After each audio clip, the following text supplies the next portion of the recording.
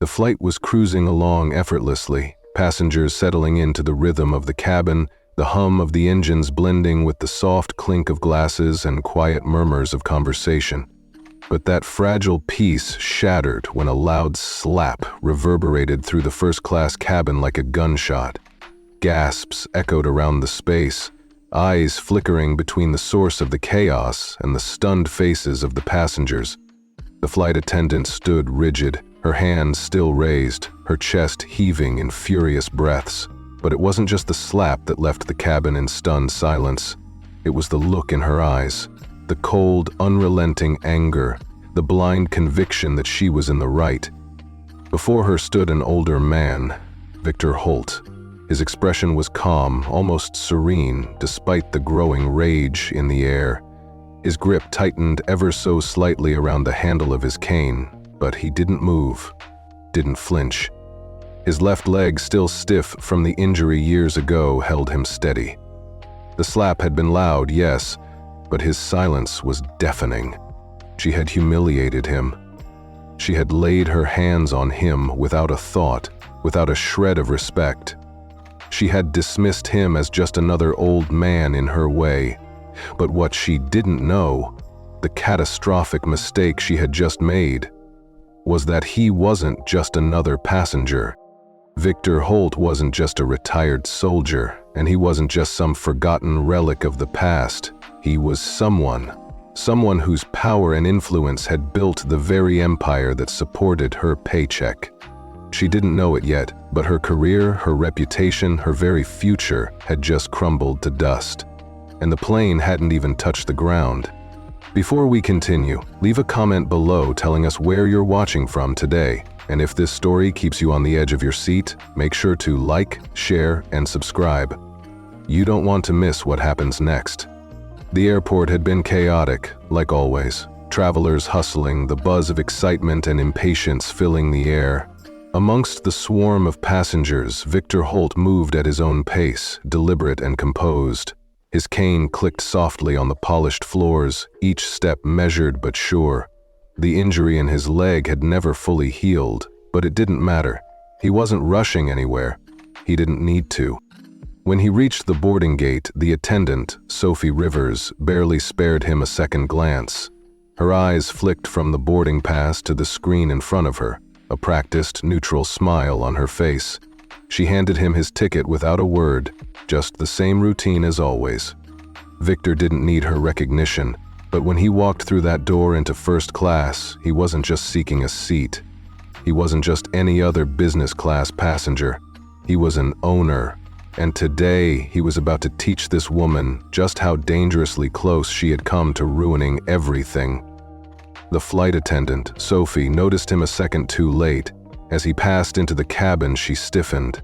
Something about his presence unsettled her, but she ignored the feeling. It was only when he settled into his seat, his movements deliberate, assured, that the unease grew into something darker. She watched him, unsure why, but the knot in her stomach tightened. Minutes later, as she passed down the aisle, the sight of Victor Holt, calm and composed, staring at nothing, struck something deep inside her. She couldn't explain it, but something gnawed at her, something she couldn't shake. She stopped, her gaze hardening as she locked onto him. Without even checking his seat assignment, she strode over. "Sir," she said sharply, her tone colder than usual. "This seat is not yours. I need you to move to the back." Victor Holt didn't even blink. He remained still, his cane resting by his side, his fingers lightly gripping it. He looked at her, not with anger, not even with confusion, just a calm, measured look that was far more unsettling than anything she could have expected.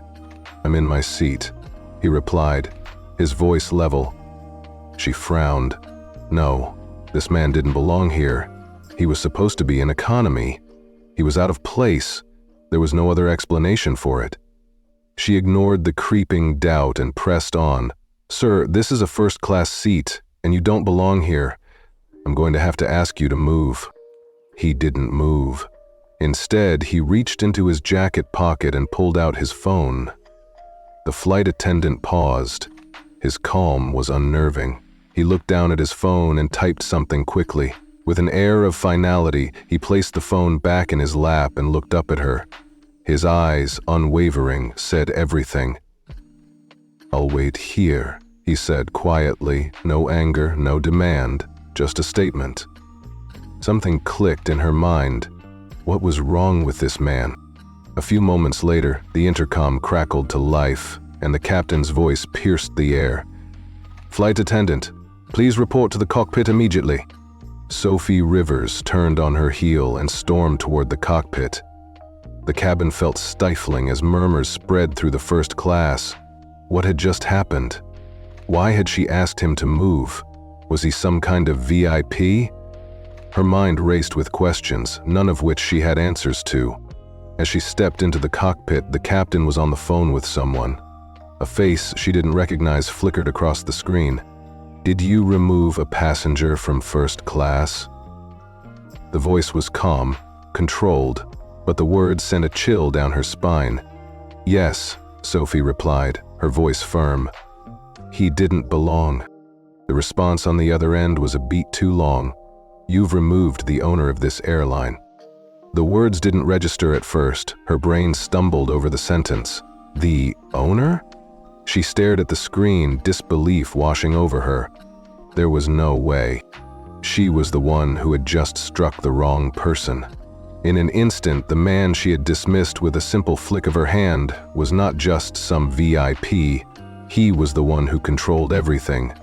The man who had the power to turn her world upside down with a single call.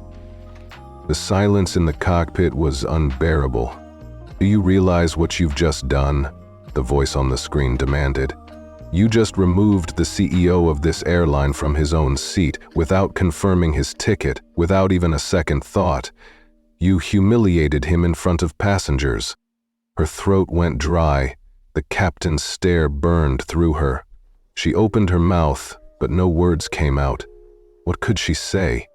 The voice on the screen continued, its edge sharp. "You assumed he didn't belong here. You made a judgment call based on what? His appearance? His attire? You failed to even check. Do you have any idea what this means?" Her hands trembled as she tried to comprehend the magnitude of her mistake. She began, her voice cracking. "I thought—" The captain cut her off, his voice stern. "You didn't think. You acted. You've put this airline at risk. Do you have any idea what's going to happen when we land?"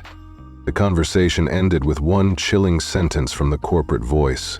"You will apologize to him when we land. Personally. You'll walk back into first class, escort him to his seat, and you'll admit your mistake to everyone." Her pulse quickened. She couldn't breathe.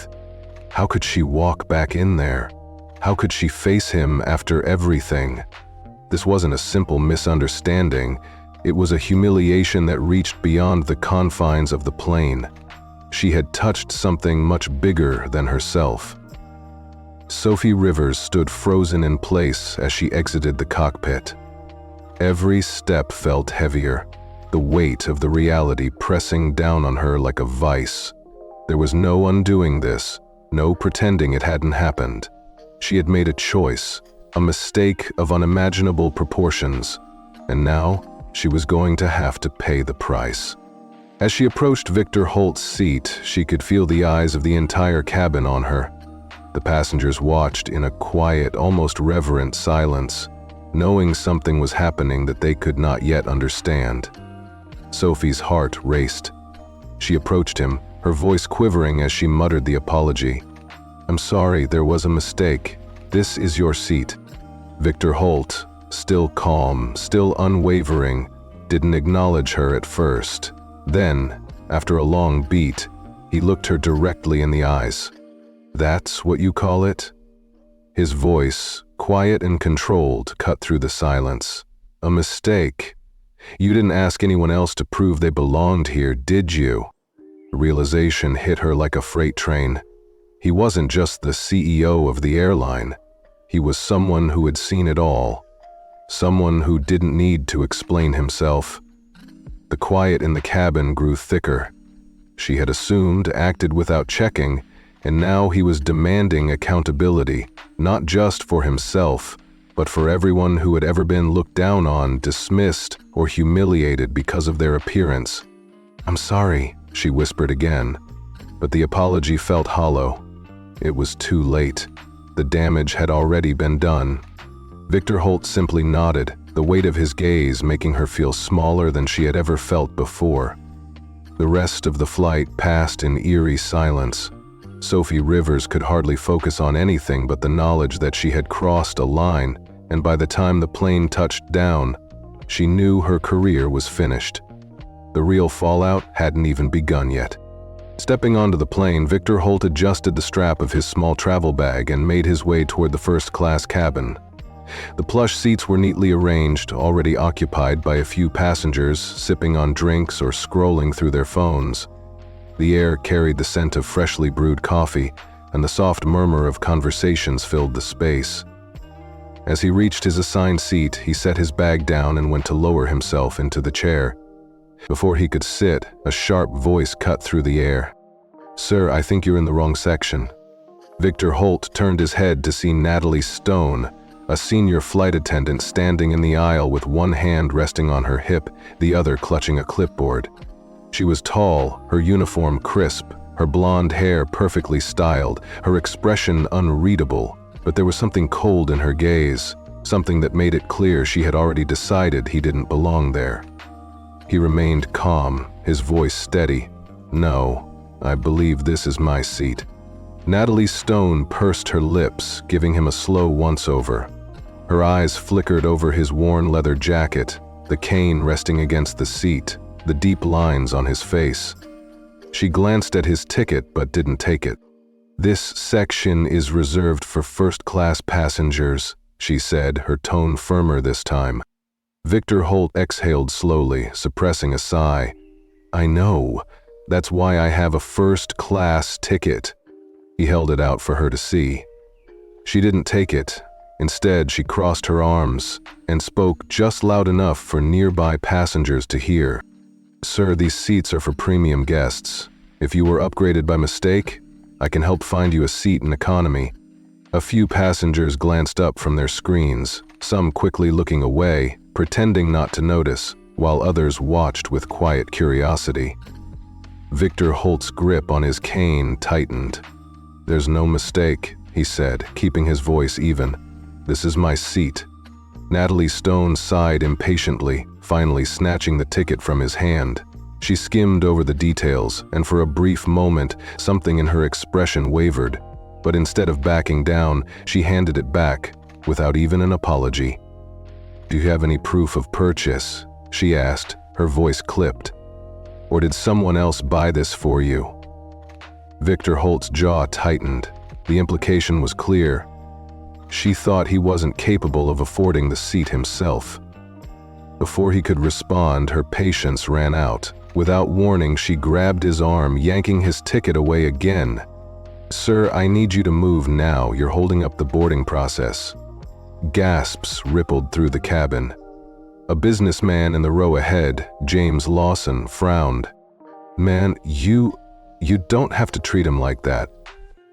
But Natalie Stone ignored him. She was too focused on Victor Holt. And then, before anyone could process what was happening, she did something that sent a wave of shock through the entire cabin. She slapped him.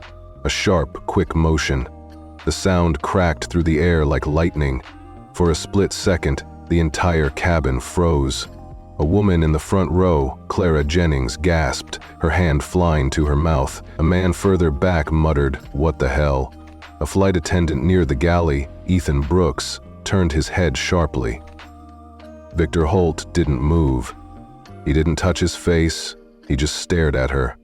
And in that moment, everything shifted. The power Natalie Stone thought she had over him was gone. Because she had no idea who she had just put her hands on. A heavy silence settled over the cabin, thick with tension. Passengers exchanged uneasy glances, unsure if they had just witnessed what they thought they had.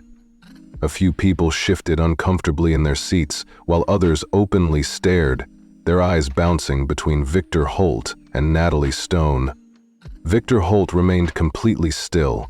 He had been through battles, seen men break under pressure, and endured situations far worse than this. A slap from an arrogant flight attendant wasn't enough to shake him. His face barely registered the hit, but inside, something in him clicked into place. A quiet, dangerous stillness. Natalie Stone, on the other hand, still held on to her false sense of power. Her expression was twisted with irritation, as if she were the victim in this scenario. "Sir, I won't ask again," she snapped. "Get up and move to economy before I call security." Passengers stirred, murmurs growing louder.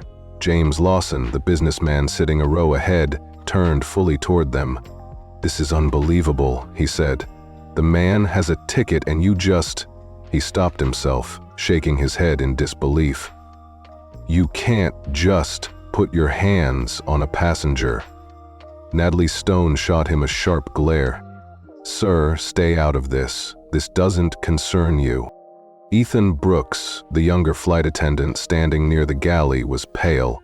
He had seen Natalie Stone act cold toward passengers before, but this was different. His fingers twitched by his side, as if debating whether or not to intervene. He knew this was about to spiral into something far worse than a simple argument over seating. Victor Holt slowly exhaled, adjusting his grip on his cane. His voice was calm when he finally spoke, but there was an unmistakable steel edge to it. "You should think carefully about what you're doing next." Something in his tone made Natalie Stone hesitate for just a moment, but she quickly squared her shoulders, doubling down. "I don't take orders from passengers." Then, to make her point clearer, she reached for his cane. Victor Holt's grip tightened. Before she could pull it away, his voice was lower now, dangerous in its quietness. "Don't." The sheer force in that single word made her flinch. Passengers gasped softly. The shift in power was suddenly obvious. A woman in seat 3C whispered to her husband, "She's making a huge mistake." Then everything changed. The intercom crackled, and a deep voice filled the cabin. "Natalie Stone, report to the cockpit immediately." The authority in the voice left no room for argument. Natalie Stone stiffened. A flicker of uncertainty passed through her eyes, but she quickly masked it, turning toward the front of the plane with a huff as she marched away. Ethan Brooks took a small step forward, hesitating before speaking. "Sir, are you all right?" Victor Holt finally leaned back into his seat, brushing non-existent dust off his sleeve. "I'm fine," he said evenly, "but she won't be." James Lawson glanced toward the cockpit. She's about to find out exactly who she just messed with. And Natalie Stone, she had no idea that this flight was about to become the worst day of her career. Natalie Stone stormed toward the front of the plane, her heels clicking sharply against the carpeted aisle, her face flushed, though whether from frustration or unease, she wasn't sure. The unexpected call to the cockpit unsettled her. Senior flight attendants like herself weren't summoned unless something serious was happening. Passengers watched her go, their whispers growing louder now that she was out of earshot. Back in first class, Victor Holt adjusted in his seat, rolling his shoulders back. His movements were slow, controlled. He wasn't a man who needed to demand respect. He commanded it simply by existing. He didn't need to explain himself or prove anything. That was the difference between him and people like Natalie Stone. Ethan Brooks, still hovering near the galley, nervously rubbed his hands together before leaning down toward Victor Holt. His voice hushed. "Sir, I saw what happened. That was—" He hesitated, searching for the right words. Completely out of line. Victor Holt didn't reply right away. He just tilted his head slightly, watching the young attendant. Finally, he said, "Are you going to do something about it?" Ethan Brooks swallowed hard. His Adam's apple bobbed. He had always followed orders, avoided conflict, and done whatever it took to keep the peace on flights. But this was different. Before he could answer, James Lawson, the businessman who had spoken up earlier, leaned over from his seat. "You don't need to do anything, kid." He smirked slightly, folding his hands together. "This is already being handled." Ethan Brooks blinked. "Handled how?" James Lawson chuckled under his breath. "You'll see." Meanwhile, Natalie Stone reached the cockpit door and knocked twice, still fuming. When the door unlocked, she stepped inside expecting to see just the captain. Instead, she found two people waiting for her. The captain, Daniel Hayes, sat in his chair, his face blank. But standing beside him, visible through the screen of the aircraft's communication system, was someone far more important. A man in a tailored black suit, his arms crossed over his chest, his expression unreadable. Sophie Rivers's stomach twisted. She recognized him immediately. Samuel Pierce, one of the highest-ranking executives in the airline, the man who answered directly to the owner. Her mouth suddenly felt dry. Samuel Pierce didn't speak right away. He simply studied her for a few painful seconds, the silence stretching unbearably. Then his voice came through the speaker, cold and unwavering. "Natalie Stone, we need to have a conversation about what just happened in first class." Natalie Stone felt a cold sweat break across her back. Something told her she wasn't leaving this cockpit the same way she had entered. Natalie Stone's heart pounded in her chest as she forced herself to stand tall. She wasn't easily intimidated.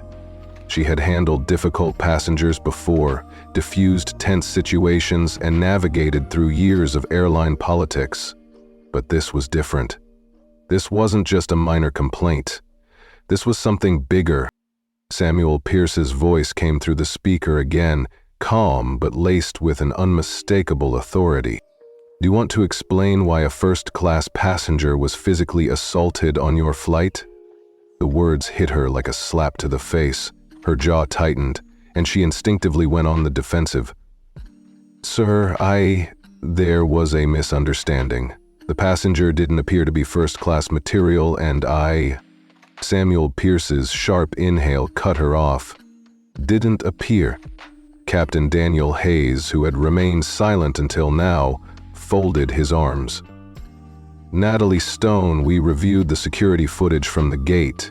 The passenger in question handed over a perfectly valid first-class ticket."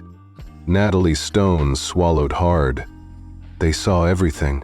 She licked her lips, scrambling for a way out. "I made a judgment call. I thought there was an error in the system. I was only trying to enforce airline policy." Samuel Pierce's expression darkened. "What policy allows you to slap a paying customer?" She had no answer for that. The air inside the cockpit felt suffocating. The silence stretched unbearably. Then Samuel Pierce delivered the final blow. "Natalie Stone, do you know who that passenger is?" Natalie Stone's eyes darted between him and Captain Daniel Hayes, the way they were looking at her. Something was very, very wrong. "His name is Victor Holt." Her brows furrowed. The name sounded vaguely familiar, but it wasn't until Samuel Pierce continued that she felt the full weight of her mistake. "Victor Holt is one of the founding investors in this airline.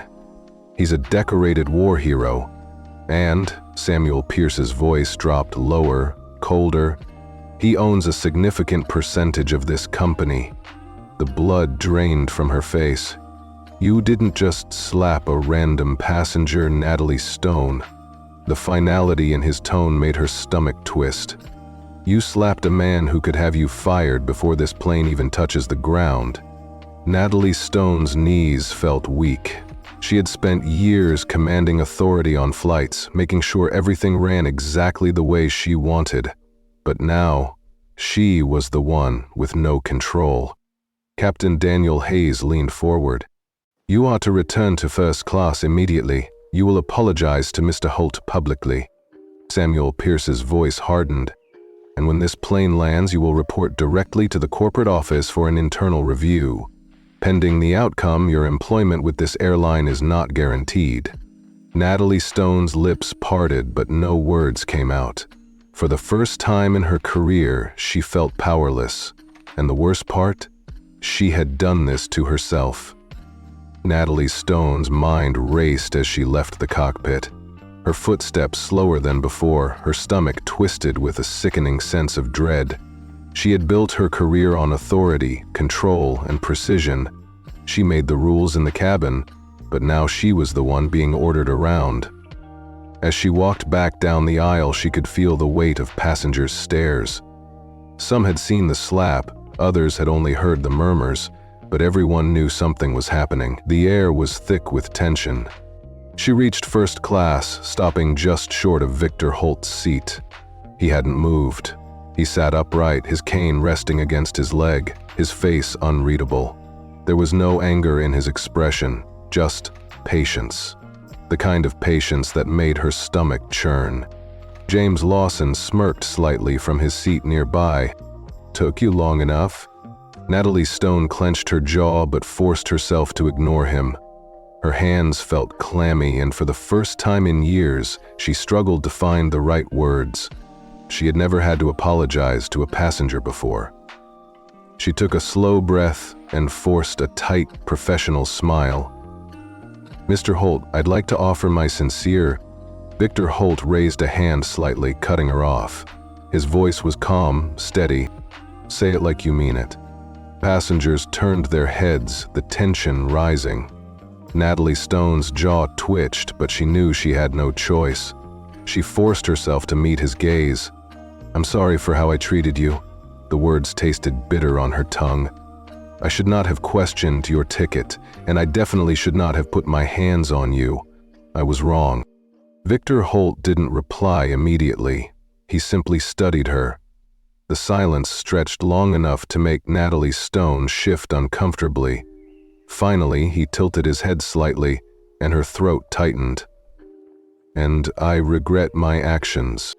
He exhaled slowly, then leaned back in his seat. "Not good enough, but it'll do for now." A ripple of quiet amusement spread through the cabin. James Lawson chuckled under his breath.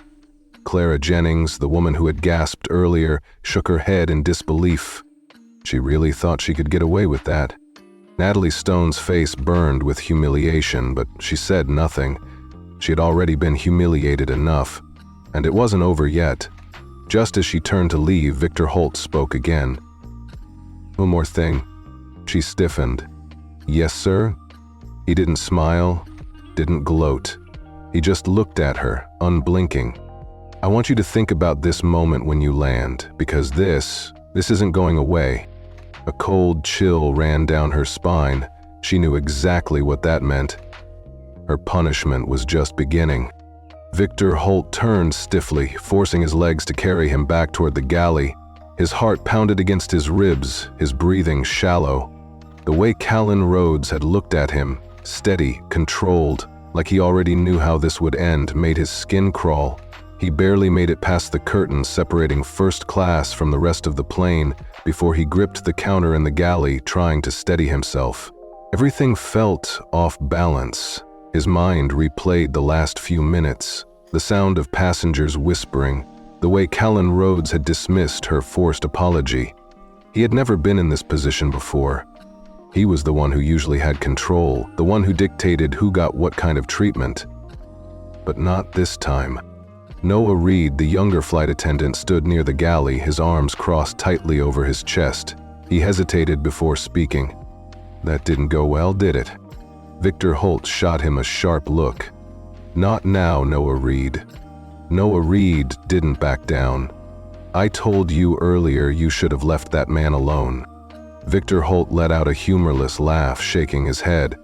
"Oh, you think you're so smart? You think you understand how this works?" He gestured toward the curtain separating first class. "Men like him don't belong in those seats. You don't get to just..." He stopped himself before he said something even worse. Noah Reed's face hardened. "Men like him?" His voice was low, controlled. "You mean decorated veterans? The kind who serve this country? The kind who probably have more money than you'll ever make in your lifetime?" Victor Holt clenched his jaw. "I don't need a lecture from you." Noah Reed shook his head, stepping closer. "You think you're untouchable. But I saw Samuel Pierce's face on that screen. His voice dropped even lower. You're not walking away from this. Victor Holt's hands curled into fists at his sides. He wanted to snap back, to put him in his place, but he couldn't, because deep down he knew Noah Reed was right. He turned away from him, reaching for a tray of drinks to keep his hands busy. His fingers trembled slightly. Noah Reed exhaled, watching him for a long moment before finally saying, "You should prepare yourself." Victor Holt didn't answer. He just stared blankly at the tray in front of him, the reality sinking in. He had spent years running this cabin exactly how he wanted, and now he was the one being brought down. Victor Holt gripped the edge of the counter, his knuckles turning white. His breathing was uneven, his pulse racing. This wasn't just a bad day at work. This was a complete unraveling of everything he had built. He had always carried himself with authority, making sure passengers respected him, obeyed his rules, and never questioned his decisions. But now he was the one under scrutiny. The whispers, the judgmental stares, the way even his own crew was looking at him. It was suffocating. He turned slightly, catching a glimpse of Noah Reed watching him from the corner of the galley. He wasn't smirking, wasn't gloating, but there was something in his expression, something close to pity, and that made Victor Holt's stomach twist even more. He didn't need pity. He needed a way out of this. For a brief moment, he considered calling corporate himself, getting ahead of whatever storm was brewing. Maybe he could explain his side before it spiraled too far. Maybe, if he made it sound like a misunderstanding, they would be lenient. But the second he reached for his phone, the in-flight system chimed. "Ladies and gentlemen, this is your captain speaking." The soft murmur of the cabin quieted instantly. "We've received updated instructions from corporate regarding a seating matter in first class. Flight crew, please ensure all passengers remain in their assigned seats." Victor Holt's fingers froze around his phone. Passengers weren't stupid. That announcement wasn't normal. It wasn't about safety. It was about him. He could feel it now, the weight of what he had done sinking in like an anchor around his neck. Corporate wasn't just looking into the incident. They were already handling it. Noah Reed shifted slightly beside him. "I think that was meant for you." Victor Holt clenched his jaw. "I don't need you hovering over me." Noah Reed exhaled, rubbing his temples. "Look, I know you think you can fix this, but you can't. You crossed a line, and now you're just waiting for the consequences." Victor Holt narrowed his eyes. "You don't know that." But even as he said it, his voice lacked confidence, because the truth was, he did know. And the moment that plane landed, his career would never be the same. Meanwhile, in first class, Callan Rhodes sat quietly, watching the way passengers shifted in their seats, sneaking glances toward the front of the plane. Word had spread fast. Even those who hadn't witnessed the slap firsthand had heard enough to know that something was happening. James Lawson, still seated nearby, let out a quiet chuckle. "She's panicking now, you can see it." Victor Holt didn't respond immediately. He simply ran a hand along the handle of his cane, his fingers tracing the familiar grooves. He had spent years in the military. He had seen people crumble under pressure. Natalie Stone was no different. James Lawson leaned in slightly. "I have to ask, why didn't you shut her down the moment she questioned you?" Callan Rhodes tilted his head, finally looking at him. "Because people like her only learn one way." James Lawson smirked, nodding in understanding. "By losing everything." Callan Rhodes didn't smile. "By being forced to see who they really are." A few rows ahead, Clara Jennings, who had been quietly observing, turned in her seat. "And do you think she'll actually see it?" Callan Rhodes let out a slow breath, his gaze drifting toward the front of the cabin. "It depends on what happens next. Because this wasn't just about punishment. This was about whether Natalie Stone was the kind of person who could face the truth, or the kind who would keep running from it. The flight continued as if nothing had happened, but everyone felt the shift. The energy in first class was different now. The passengers weren't just watching a flight attendant do her job, they were waiting to see what would happen when the plane landed. Waiting to see if Natalie Stone's reign over this cabin would crumble before their eyes. Callan Rhodes remained still, his posture relaxed but his mind sharp. He had been in situations where patience meant survival, where staying calm was the only way to win a battle. This wasn't combat, but the principles remained the same. The enemy always defeated themselves. All he had to do was wait. James Lawson took a sip of his drink, side-eyeing Callan Rhodes with interest. "You know, I've been in business a long time, and I've learned something important about people like her." He swirled his glass, watching the liquid shift. "They don't think they can lose until it's too late." Callan Rhodes gave a small nod. "It's because they've never had to face real consequences." Clara Jennings leaned forward slightly, lowering her voice. "I still can't believe she hit you. She really thought she could get away with it." Callan Rhodes finally turned toward her, meeting her eyes. "People in positions of authority get comfortable making decisions without consequences. She thought I was just another passenger." His gaze flickered toward the curtain where Natalie Stone had disappeared. "She didn't realize I had the power to decide her future." James Lawson let out a quiet chuckle. "And you will, won't you?" Callan Rhodes didn't answer. He didn't need to. Back in the galley, Natalie Stone stood near the counter, gripping the metal edge so tightly that her nails dug into her palm. Her body felt hot, her uniform suffocating. She had taken a moment to splash cold water on her face, but it did nothing to stop the heavy feeling pressing against her chest. She knew she was in trouble. That much was clear, but she couldn't accept it. Not yet. She had spent years building a reputation, controlling first-class cabins with precision, ensuring passengers respected her authority. That was how she had climbed the ranks, how she had maintained control over her flights. She didn't make mistakes, she gave orders. But now she was trapped in a nightmare, where she was the one being put in her place. Ethan Brooks stood nearby, arms crossed as he observed her. He had seen flight attendants come and go, but he had never seen someone so blind to their own downfall. After a long silence, he finally spoke. "Do you even feel bad about what you did?" Natalie Stone stiffened. "Excuse me?" Ethan Brooks tilted his head, unimpressed.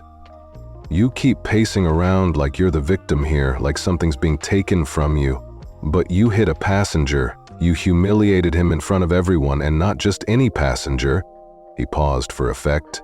"A man who literally owns part of this airline." Natalie Stone swallowed hard, but her pride wouldn't let her back down. "I didn't know who he was." Ethan Brooks scoffed. "So, if he had been just another veteran, that would have made it okay?" She didn't answer. Ethan Brooks let out a tired breath, shaking his head. "You still don't get it, do you?" Natalie Stone clenched her jaw, her frustration bubbling up. "You think you're so much better than me." She stepped closer, her voice lowering. "You think you're untouchable." Ethan Brooks didn't flinch. "No. But I also don't go around slapping people who paid for their seats." Her face burned, but before she could snap back, the intercom chimed again. "Flight crew, prepare for landing." That single instruction made her stomach drop. Natalie Stone looked toward the cockpit, dread creeping up her spine. She had been able to avoid reality for most of the flight, but once those wheels touched the ground, everything would change. Noah Reed stepped forward slightly, lowering his voice. "When we land, they're going to be waiting for you." Natalie Stone's fingers curled into fists. She already knew that, but she wasn't going down without a fight. She never had before, and she wasn't about to start now. Meanwhile, in first class, Victor Holt adjusted his seatbelt, his fingers running absently over the handle of his cane. He wasn't nervous. This wasn't something to be nervous about. He had faced far worse situations in his lifetime. This was just another example of a person who thought they could abuse their power until they learned otherwise. James Lawson stretched slightly, glancing at the window as the plane started its descent. "So, what's the plan? You're not just going to let them suspend her, are you?" Victor Holt tilted his head. "What do you think I should do?" James Lawson smirked. "Make an example out of her?" Victor Holt exhaled slowly. He wasn't a cruel man, but he believed in accountability. And Natalie Stone was about to learn exactly what that meant as the plane began its final approach. The tension in the air grew heavier. Passengers whispered, exchanging glances. Everyone knew something was coming. Clara Jennings shifted in her seat, glancing toward Victor Holt. "Are you really going to ruin her career?" Victor Holt didn't look at her. He simply stared ahead, his expression unreadable. She already did that herself. The plane descended steadily, the hum of the engines filling the cabin as the runway came into view. Through the windows, passengers sat tensely, some pretending to scroll through their phones, others sneaking glances toward the front of the aircraft. The whispers had died down, replaced with an uncomfortable silence that stretched across first class like a storm cloud ready to break. Victor Holt sat still, his hands resting lightly on the head of his cane. There was no rush, no urgency in his posture, but everyone could feel the weight of his presence. Natalie Stone, on the other hand, felt like she was suffocating. The moment the captain had announced the landing, she knew she was on borrowed time. The minutes she had left in the sky were the only thing keeping her from what was waiting on the ground, and she knew what was waiting. She had seen it before. Flight attendants getting pulled aside after landing, being escorted away for discussions that never ended well. Some were lucky enough to be reassigned, given a warning, and a second chance. Others, they didn't even make it to their next flight. But this was different. This wasn't a minor dispute over seating or a difficult passenger who had made a scene. This wasn't something she could write off as a misunderstanding. She had put her hands on a man who owned part of the airline, a man with enough power to end her career with a single phone call. She felt eyes on her, passengers watching. Ethan Brooks standing a few feet away, arms crossed, his gaze unreadable. Even the other flight attendants had kept their distance, giving her the kind of quiet, knowing looks that made her stomach churn. They all knew. As the plane touched down with a soft jolt, Natalie Stone took a slow breath, her fingers pressing into the edge of the galley counter as she steadied herself. The intercom crackled, and the captain's voice filled the cabin. "Welcome to our destination. Please remain seated until we reach the gate and the seatbelt sign is turned off. On behalf of our crew, we thank you for flying with us today." The words felt normal, routine, but to Natalie Stone, they sounded like a death sentence. The wheels rolled smoothly along the tarmac as the plane taxied toward the gate, her heart pounding. And then she saw them through the small gap in the curtain separating first class from the boarding area. She caught sight of two uniformed security officers standing at the jet bridge, along with a sharply dressed man in a dark suit. He held a sleek black tablet in his hands, checking something on the screen. She didn't need to see his face to know who he was. Corporate. Her stomach dropped. They were already here. Meanwhile, in first class, James Lawson let out a low whistle, leaning toward Victor Holt as he nodded toward the security waiting outside. They didn't waste any time. Victor Holt barely reacted. He simply adjusted his grip on his cane, exhaling slowly. They wouldn't. Clara Jennings shifted uncomfortably in her seat, unable to take her eyes off the scene unfolding at the front of the plane. They're really going to drag her off in front of everyone? James Lawson smirked. Looks like it. But Victor Holt, he didn't look smug. He didn't look satisfied. He just watched, waiting. His expression unreadable, because this wasn't about embarrassing Natalie Stone. This was about making sure she learned. Back in the galley, Natalie Stone wiped her palms against the fabric of her uniform, struggling to steady her breathing. She needed a plan. Could she talk her way out of this? Maybe if she made it sound like a lapse in judgment, if she framed it as a misunderstanding, if she leaned into the fact that Victor Holt hadn't been wearing anything that made him look important, maybe she could convince them that it wasn't as bad as it seemed, maybe. But even as she ran through the possibilities, she already knew the truth. There was no talking her way out of this, no excuse, no justification. She had spent years making quick decisions, trusting her instincts, judging people based on a glance. And today that instinct had failed her. The fastened seatbelt sign flicked off with a soft ding. Passengers unbuckled their belts, stretching, reaching for their bags, but no one stood. They were waiting to see what would happen next. Natalie Stone took a slow, steadying breath and straightened her uniform, pushing her shoulders back. If this was the end, she refused to look weak. She stepped out of the galley, moving toward the front of the plane with measured steps. As soon as she reached the curtain separating first class from the exit, the man in the dark suit raised his head. Samuel Pierce. Her chest tightened. His expression was completely blank, but his eyes said everything. Natalie Stone stopped just short of the doorway. For the first time in years, she had no idea what to say. Samuel Pierce studied her for a long moment before speaking. "Natalie Stone, you'll be coming with us." It wasn't a request, and this time, she had no power to refuse. The cabin was silent. No one moved. The usual sounds of a flight after landing, the rustling of seatbelts being unbuckled, the overhead compartments clicking open, the low murmur of passengers eager to leave were missing. Instead, there was only tension. Thick, heavy, inescapable. Natalie Stone stood at the front of the plane, her spine stiff, her fingers digging into the sides of her uniform. This wasn't happening. It couldn't be happening. But the unreadable expression on Samuel Pierce's face told her otherwise. She had seen executives before. Usually they stayed behind the scenes, handling operations from corporate offices and glass skyscrapers far from where the real work happened. But when they showed up in person, it was never good. 2 security officers flanked him, standing just close enough to remind her that there was no option here. She wasn't walking away from this flight as a respected senior flight attendant. She was being escorted out. Samuel Pierce took a slow step forward, tilting his tablet slightly as he glanced at something on the screen. Then his eyes lifted to meet hers. There was no warmth in his gaze, no sympathy. "Natalie Stone," he said smoothly, his voice calm but absolute. "You are to disembark immediately.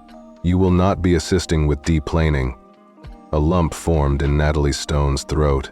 She knew better than to argue, but the weight of the passengers watching, the humiliation of being pulled from her own flight, was unbearable. "Sir, The single word was quiet. Dangerous. Natalie Stone swallowed back the burning in her chest, her nails digging into her palms. She had no choice. Slowly, stiffly, she turned to step past him toward the open exit. Every step felt heavier than the last. She could feel eyes on her, passengers who had witnessed everything, who had heard the slap, who had listened as she had spoken down to a man they now knew was one of the most powerful people in the airline industry. Clara Jennings, who had been quiet for most of the flight, finally spoke up. "Looks like first class has a new seating policy." A few passengers let out low murmurs of amusement.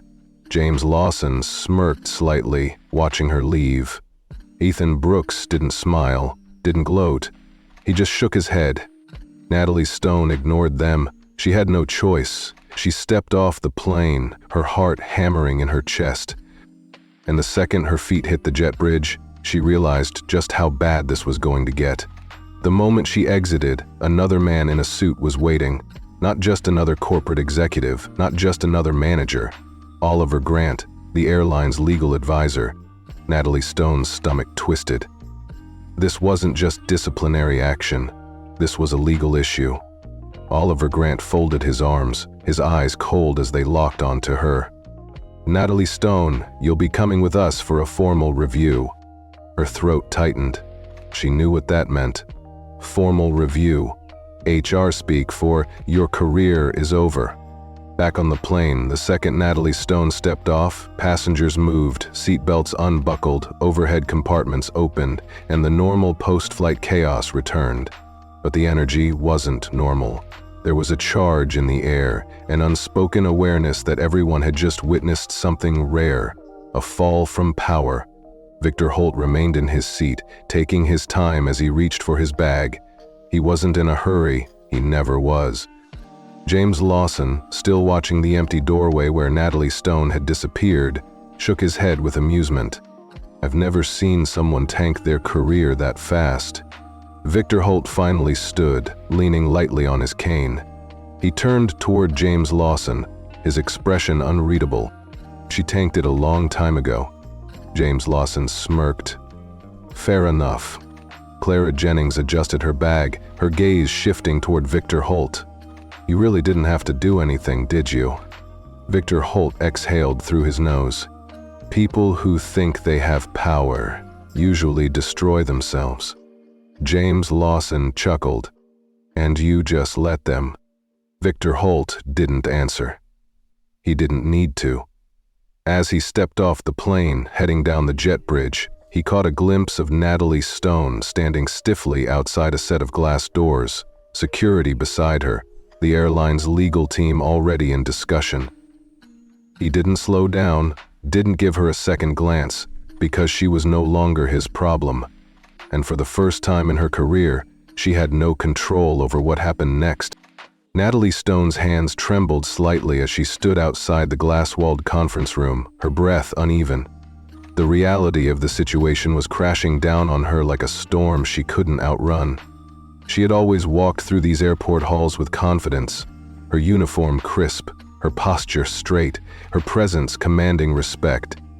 She had been the one enforcing the rules, the one calling the shots. But now she wasn't walking. She was waiting. Waiting for the door to open, waiting for someone to call her inside, waiting to hear what would happen to the career she had spent years building. Inside the conference room, she could see Oliver Grant, the airline's legal advisor, flipping through a folder filled with documents. Beside him sat Samuel Pierce, who had barely acknowledged her since escorting her off the plane. But the worst part? The empty chair at the head of the table, because she knew exactly who it was for. And as if on cue, the hallway behind her filled with the sound of measured, steady footsteps. She didn't need to turn around to know who it was. Victor Holt entered the conference room. The air was thick with tension as Victor Holt entered. He wasn't rushed. He wasn't angry. He simply existed in a way that made the room feel smaller. Samuel Pierce stood briefly in acknowledgement, but Oliver Grant barely glanced up from his papers. The power dynamic had already shifted. Natalie Stone stepped in behind him, her movement stiff.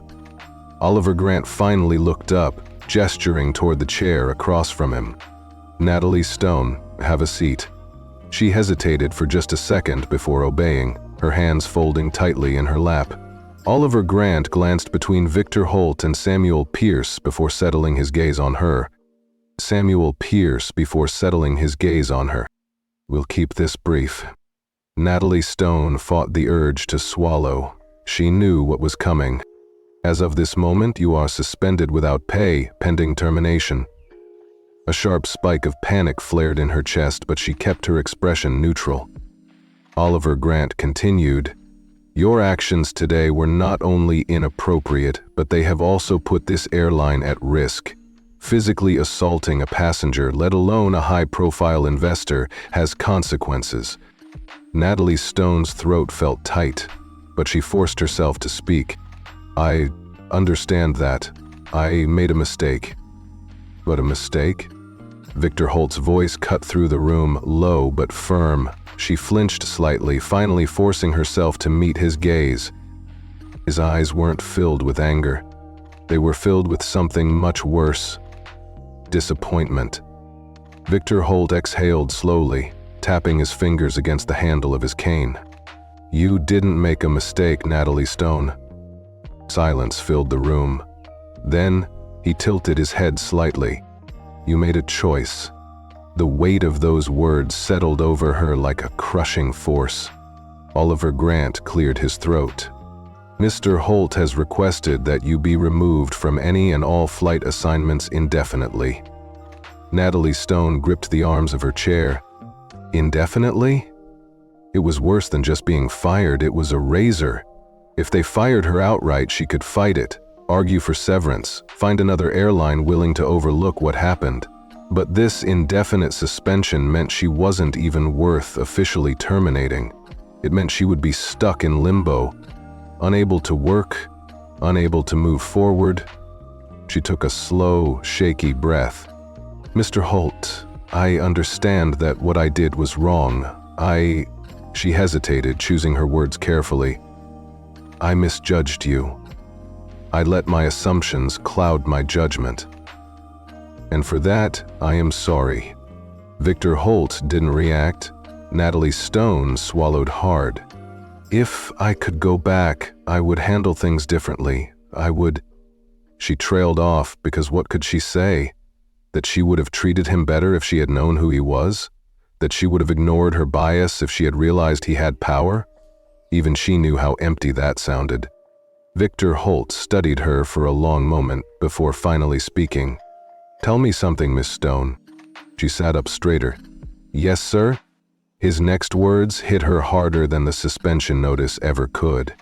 Would you have apologized if you hadn't been caught? Natalie Stone opened her mouth, then closed it, because there was no right answer. And Victor Holt already knew it. The silence in the conference room was unbearable. It wasn't the kind that came from hesitation, it was the kind that stripped away every excuse, every defense, and forced a person to face the truth. Natalie Stone sat frozen in her chair, Victor Holt's question hanging in the air like a blade waiting to drop. Would she have apologized if she hadn't been caught? She wanted to say yes. She wanted to say that she would have realized her mistake eventually, that she would have made things right on her own. But Victor Holt's stare made it clear he already knew the answer. She wouldn't have. She had never apologized before, not to the passengers she had dismissed over the years, not to the economy travelers she had treated like they didn't belong, not to the quiet, nervous people who had double-checked their seats, only to be humiliated by her sharp voice and colder stares. She had never had to, until now. Her fingers curled into fists on her lap, nails pressing into her palm. This wasn't just about a mistake anymore. It wasn't just about the slap or the dismissal, or even the fact that she had treated a veteran, an airline investor, like he was beneath her. It was about who she was, and the realization of that made her sick. She cleared her throat slightly, trying to gather herself. She needed to salvage what little she could. Mr. Holt, she started, her voice carefully controlled. I can't undo what I did, but I do regret it. Victor Holt didn't respond, he just watched her. She pressed on. I would like to do what I can to make amends. If there is anything I can do to fix this situation, I'm willing to do it. Samuel Pierce leaned forward slightly, fingers laced together. Fix it? He raised an eyebrow. Ms. Stone, you seem to misunderstand what position. Natalie Stone forced herself to stay composed. I'm saying I want to take responsibility. Victor Holt let out a slow breath. Responsibility? He repeated the word like it was unfamiliar coming from her mouth. Tell me, Miss Stone, what does taking responsibility mean to you? Her throat tightened. She knew what they wanted to hear, that she would step down quietly, that she would accept her fate, that she wouldn't fight back. But she had spent too long clawing her way up, too long earning her position to just let it all slip away. It means learning from my mistakes, she said carefully. It means proving that I can be better. Victor Holt finally leaned forward, resting both hands on the handle of his cane. Proving? His voice was calm, but something in it sent a chill down her spine. And who exactly do you think you need to prove that to? She hesitated. Victor Holt exhaled. Because if you think you need to prove something to me, you're mistaken. Her stomach twisted. "This isn't about whether or not I forgive you," Victor Holt continued. "This isn't even about whether or not you regret what you did." He tilted his head slightly. "This is about whether or not you finally see yourself for who you are." Natalie Stone's breath caught in her throat. She wasn't sure if she had ever truly looked at herself before now. She had been proud of her position, of her authority. She had worn her seniority like armor, using it to control, to dismiss, to decide who was worth her respect and who wasn't. And today she had dismissed the wrong man, and he was giving her no way out. Samuel Pierce sighed, checking his watch. "Natalie Stone, we aren't here to negotiate your feelings. We're here to determine the final steps of your exit from this airline."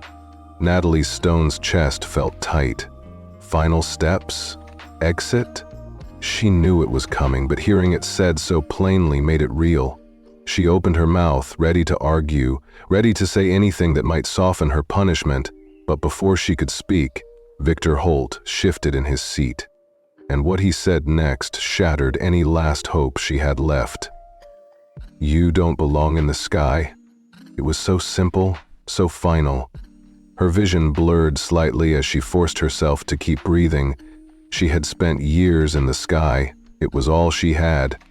But Victor Holt? He was taking that from her in a single sentence. Samuel Pierce nodded in agreement. "Effective immediately, you are permanently banned from working with this airline in any capacity." Natalie Stone blinked rapidly, trying to push back the sting in her eyes. She had expected a suspension, maybe even a year-long termination that she could work around. But this, she was done, completely. Oliver Grant, the legal advisor, finally spoke up, his tone dry and professional. "You will receive official documentation of your termination, which will also be reported to industry regulators. Any attempts to falsify employment records or withhold this incident from future employers will be met with legal action." Natalie Stone barely heard him. Everything around her felt like static. The airline wasn't just firing her. They were making sure no one else would hire her either. They were making sure she never set foot on a plane again. She swallowed hard, her voice barely above a whisper. I understand." Victor Holt held her gaze for a long moment, then finally leaned back. Natalie Stone felt the finality of that word settle deep in her chest. She had spent her entire career standing in judgment of others. And now she was the one being judged, and there was no appeal. Natalie Stone sat motionless, her breathing shallow. Her entire world had collapsed in less than an hour. The seat beneath her felt unsteady, as if she were still mid-flight, turbulence rocking everything she thought she had control over. But she wasn't in the air anymore. She wasn't flying. She was crashing. Samuel Pierce tapped a finger against the table, glancing at Oliver Grant. "Is there anything else that requires her presence?" Oliver Grant barely looked up from the document he was reviewing. "Number, we'll send everything via official notice. She'll receive her termination letter and a record of the incident. There's nothing left to discuss." Nothing left to discuss. The words hit harder than she expected. For so long, she had been the person people had to answer to. She had dictated policies, reprimanded flight staff, and decided which passengers deserved her attention and which ones didn't. Now, she was just another disposable employee. Samuel Pierce pushed his chair back, standing up. "Then we're done here." Natalie Stone's heart lurched. That was it. No final appeal, no last chance, no way to prove she could change. She forced herself to stand as well, her hands trembling slightly as she smoothed down the front of her uniform. She had been wearing this uniform for years, but today it felt like a costume, a disguise that no longer fit. Victor Holt didn't move right away. He remained seated, watching her carefully. His face didn't show satisfaction or smugness. There was no pleasure in what had happened here, just the quiet weight of certainty. Finally, he stood, grabbing his cane and adjusting his stance. His movements were steady, controlled. Everything about him radiated the kind of power that came from knowing exactly who he was. Natalie Stone had never hated anyone more, because deep down she realized she didn't just envy his power, she envied his certainty. He had never needed to prove himself the way she had. He didn't demand respect, he already had it. She had spent her entire career fighting for control, but when she finally lost it, she realized she had never truly had it to begin with. Victor Holt glanced at Oliver Grant. "I assume security will escort her from the premises?" Oliver Grant nodded. "Of course." Natalie Stone's chest tightened. She wasn't even allowed to leave on her own terms. The door to the conference room opened, and two uniformed security officers stepped inside, their expressions neutral. They weren't here to arrest her. They were here to make sure she left quietly. The humiliation was unbearable. She wanted to fight back. She wanted to turn to Victor Holt and tell him that he was wrong about her, that she wasn't some cold, heartless woman who abused her position. But wasn't she? Hadn't she spent years acting like the people in first class were more important than the ones in economy? Hadn't she treated travelers like they were beneath her just because she could? Hadn't she looked at Victor Holt, an elderly veteran, a paying passenger, a man with every right to be in first class, and assumed he didn't belong? The weight of it pressed down on her like a boulder. Victor Holt finally turned toward the door, moving past her without another word. He didn't need to say anything else because the punishment had already been handed down, and Natalie Stone would never set foot on another plane again. Outside the conference room, the hallway was eerily quiet as she stepped out, flanked by the security officers. The world outside continued as usual. Passengers moved through the terminal, announcements played over the intercom, people rushed to catch flights. But for Natalie Stone, everything felt different. She walked past uniformed crew members, past employees who had once nodded respectfully when she passed. Now they didn't even look at her. She wasn't one of them anymore. As she reached the elevator leading down to the employee exit, Ethan Brooks appeared from around the corner. For a brief moment, neither of them spoke. Then, finally, Ethan Brooks exhaled, shaking his head. "I warned you." Natalie Stone didn't reply because what could she say? He was right. Everyone had been right. And now she had to live with it. Natalie Stone stood in front of the elevator doors, the cool metallic surface reflecting back a version of herself she barely recognized. Her uniform, once a symbol of power, felt heavy on her shoulders. The neatly pressed fabric, the polished name tag, it all felt meaningless now. She had walked through this airport 1,000 times before, carrying herself with pride, knowing that people respected her authority. Now she was being escorted out like a criminal. Ethan Brooks stood a few feet away, arms crossed, watching her with an expression that wasn't quite pity but wasn't amusement either. It was just knowing, like he had seen this coming long before she had. The elevator doors slid open with a soft chime. The two security officers flanked her as she stepped inside, their presence suffocating. They weren't dragging her out, but they might as well have been. The doors closed, sealing her off from the world she had once controlled. For a long moment, there was nothing but silence, the low hum of the elevator filling the small space. Natalie Stone stared at the glowing numbers above the door, watching them count down floor by floor. She exhaled slowly, pressing her lips together. She wouldn't cry. She refused to. But the sinking feeling in her chest told her she was losing more than just a job. She was losing everything. Elsewhere in the terminal, Victor Holt stepped out of the conference room, his cane tapping against the polished floor. He moved steadily, unrushed, his expression calm. James Lawson caught up to him, adjusting the strap of his briefcase over his shoulder. "So that's it, huh?" Victor Holt didn't respond right away. He simply kept walking, his gaze focused straight ahead.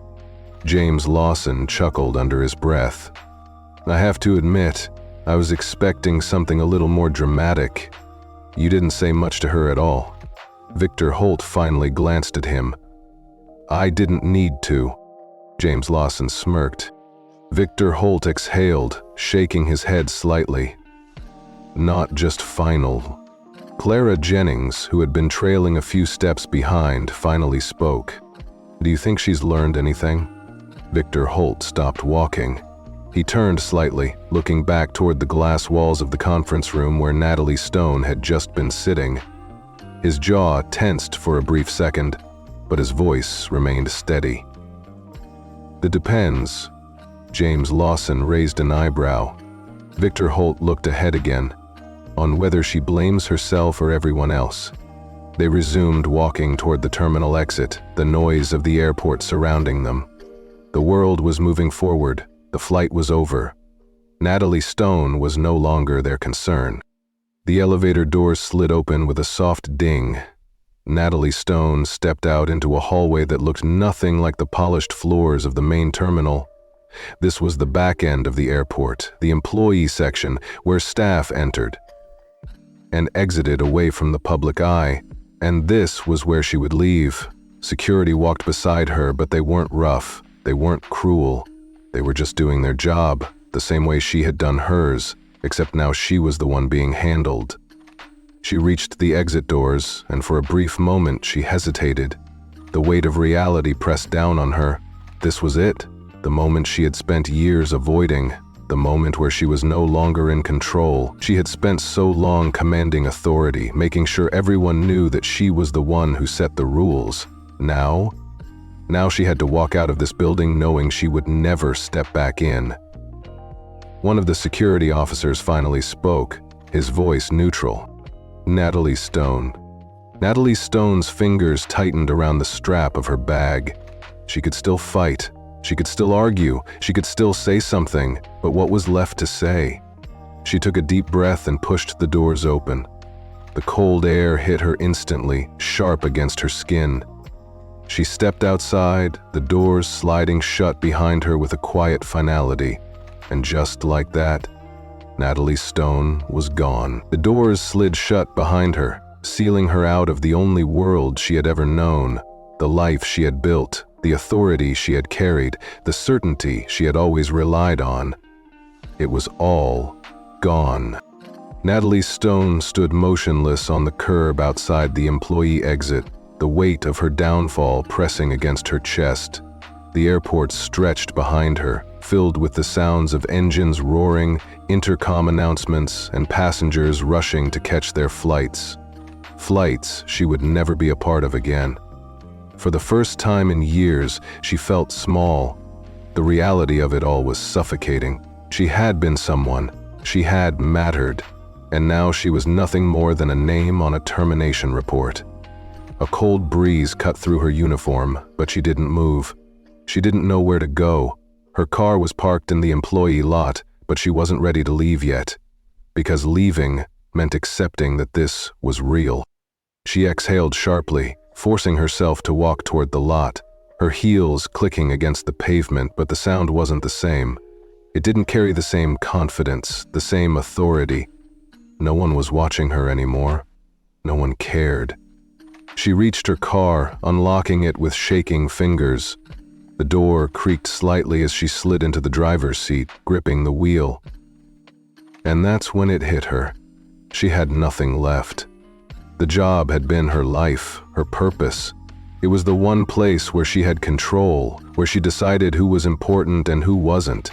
She had spent years defining herself by her authority, and now she had no idea who she was. She pressed her forehead against the steering wheel, her breath shaky. The airport would move on without her. The flights would continue, the passengers would board, the attendants would take their positions, and the routine would go on without her, because she wasn't needed. She never had been. Her jaw tightened. Was this really it? Was this how it all ended?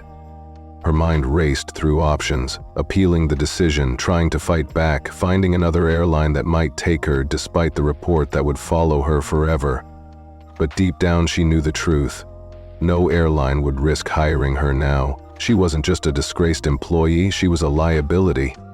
She closed her eyes. This wasn't supposed to happen. She had spent years believing she was untouchable, that she was in control, that she was the one who decided how things worked. But Victor Holt had taken all of that away with nothing more than patience. He hadn't needed to raise his voice. He hadn't needed to argue. He had let her own arrogance ruin her. She thought about the way he had watched her, not with anger, not even with satisfaction, just certainty. She had dismissed him, humiliated him, put her hands on him, and he had still treated her like she was worth his time. Even when he had the power to destroy her, he had let her destroy herself. She let out a bitter, hollow laugh. Maybe that was the worst part, because he had given her a choice the entire time. She could have stopped. She could have backed down. She could have looked at that ticket one more time, realized her mistake, and saved herself. But she hadn't. And now she was nothing. Her fingers dug into the leather of the steering wheel. For the first time, she wasn't angry at Victor Holt. She was angry at herself. A chime from her phone snapped her out of her thoughts. She reached for it automatically, her fingers trembling slightly as she unlocked the screen. A message from an unknown number. She stared at it for a long moment before opening it. Natalie Stone, your employment file has been updated. Your official termination paperwork has been processed. All benefits and company privileges have been revoked, effective immediately. The final nail in the coffin. Her hands went cold. The message continued. A formal review of your actions has been sent to the National Flight Regulatory Board, and any attempts to reapply for an airline position will require full disclosure of this incident. Her heart dropped. This wasn't just about losing her job. This was about losing any chance of ever getting it back. She had thought the worst was over. It wasn't. Her hands trembled as she locked her phone and tossed it onto the passenger seat. She stared at the dashboard, her mind blank. She had nowhere to go, no plan, no future in the career she had dedicated her entire life to. The weight of it all was too much. For the first time since stepping off that plane, she let herself feel it. And for the first time in years, Natalie Stone did something she had never allowed herself to do. She broke. The tears came fast and silent, spilling down her cheeks as she gripped the wheel, her body shaking. She had spent her entire career believing she was better than the people she dismissed, and now she was one of them. Just another person left behind. Just another person with nowhere to go and no one to blame but herself. If you enjoyed this story, make sure to like this video and share your thoughts in the comments below. I'd love to hear what you think. And don't forget to subscribe to the channel for more stories like this.